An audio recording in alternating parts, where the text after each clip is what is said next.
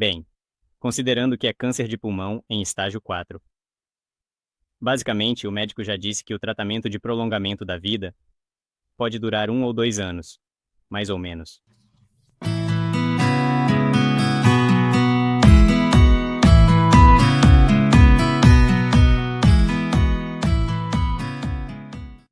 Bem, estamos falando de estágio 4.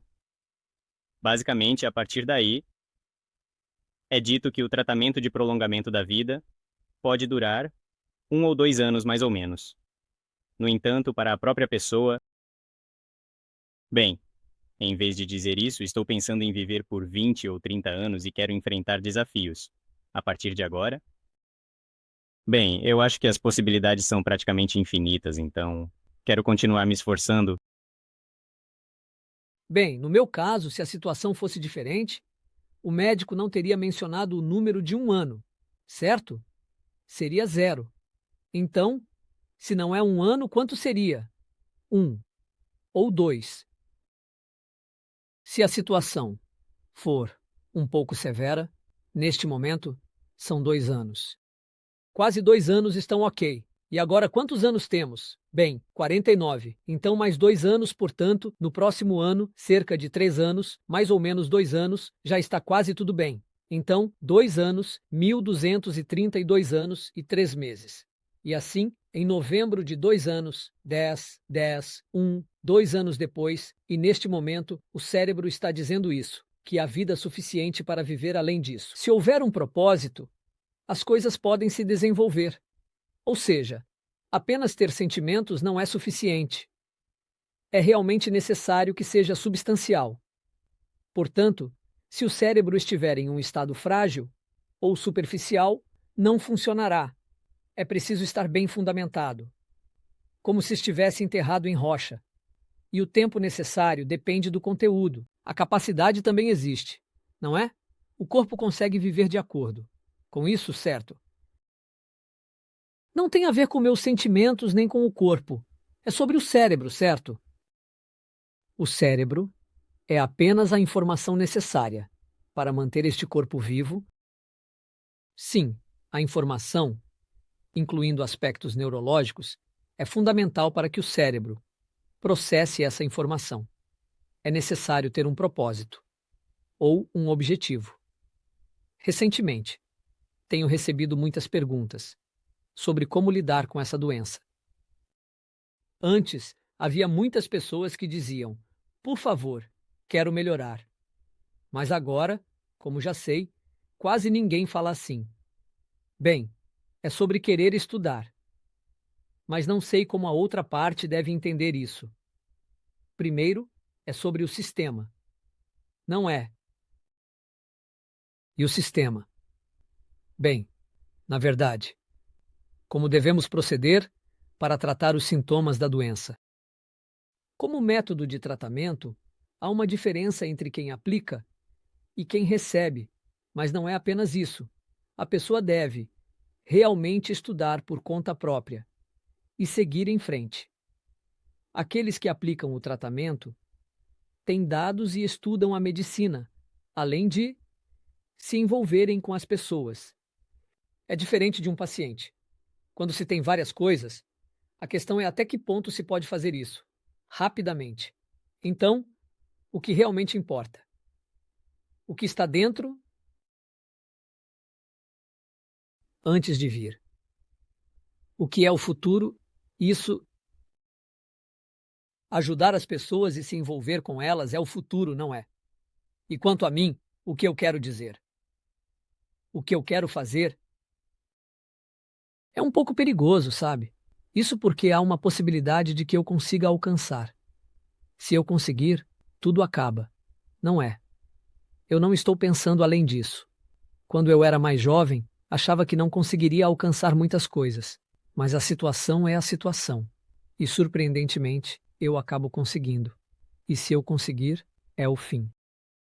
Na verdade, há muitas pessoas assim. Quando você alcança um objetivo, isso desaparece do cérebro, porque a obrigação de realizá-lo deixa de existir. Portanto, não se deve estabelecer como meta algo que você deseja fazer. O ideal é ter metas que não possam ser alcançadas. Minha abordagem é essa. porque sei que o que eu realmente quero fazer, eu definitivamente conseguirei.